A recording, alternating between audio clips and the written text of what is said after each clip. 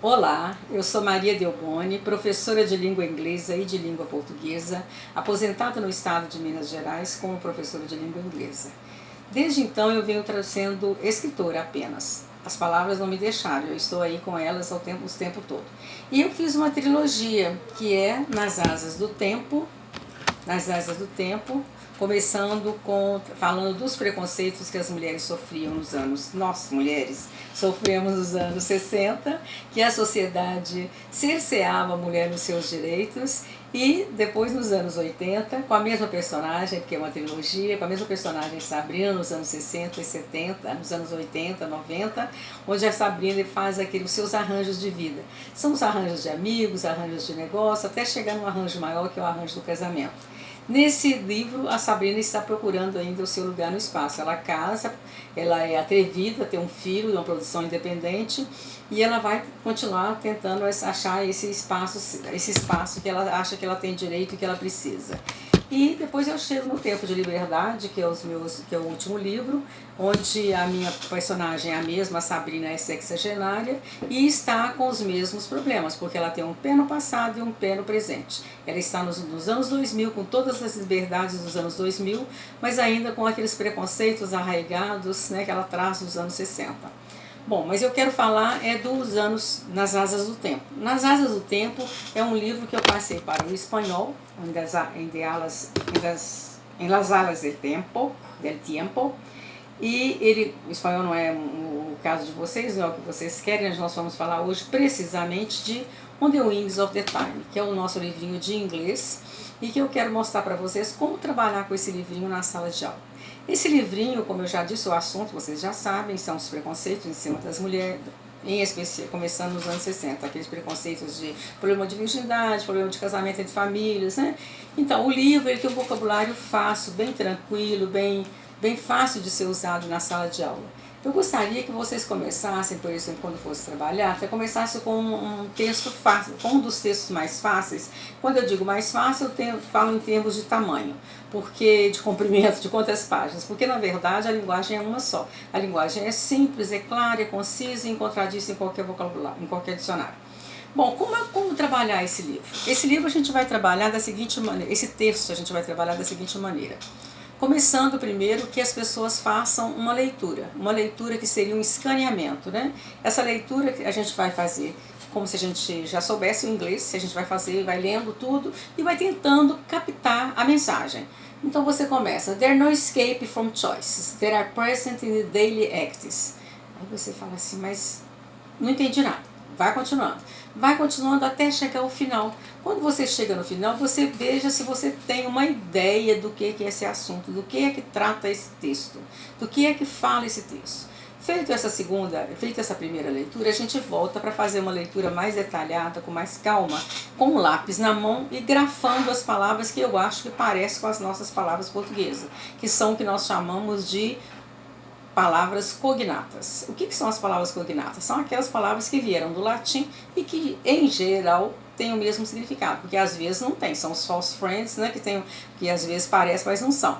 Mas, de modo geral, 90% as palavras são as mesmas palavras latinas que estão no português e estão no inglês.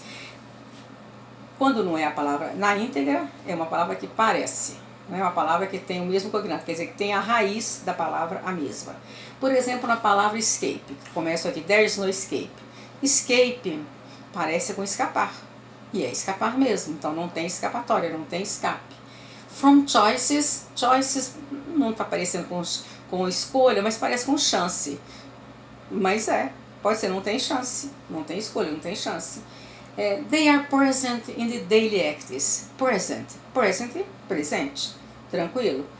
In the daily acts parece com atos, e são atos. Então, at all time é diferente, então eu vou ao dicionário. Time não tem nada que pareça comigo com a palavra em portuguesa. Time está escrito aqui, time, não tem nada que pareça com português. Vou ao dicionário. E essas palavras, quando eu encontro o dicionário, eu escrevo em cima da palavrinha que eu grifei e que é a palavra que eu não conheço. E assim eu faço em toda a leitura, em todo o texto, até chegar ao final. Chegando ao final, eu já tenho as palavras todas que eu não conhecia, já está grafada, escrita em cima a tradução.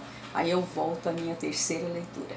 Volto a ler esse texto de uma maneira agora tranquila, porque eu já tenho um significado que eu não sabia e já tenho as palavras que são cognatas que eu imaginei que fossem e que são. E aí eu vejo que o que eu pensava era aquilo mesmo, que deu sentido, que o texto está daquela maneira que eu queria, que é daquela que eu pensava, que é daquela maneira mesmo que tinha que ser. Por quê? Porque eu imaginei e eu procurei no dicionário e eu verifiquei que eu estava correta, eu estava certa. E assim a gente vai trabalhando o resto dos outros textos. Os textos, eles são, como eu disse, pequenos. Alguns pontos maiores, alguns menores, mas de maneira geral eles têm de duas páginas, até 3 páginas no máximo, né? Quando eles têm esse sharing, por exemplo, é muito super interessante, é uma história interessante. Quando você começa com teenagers. Teenagers é uma palavra que não tem nada com português.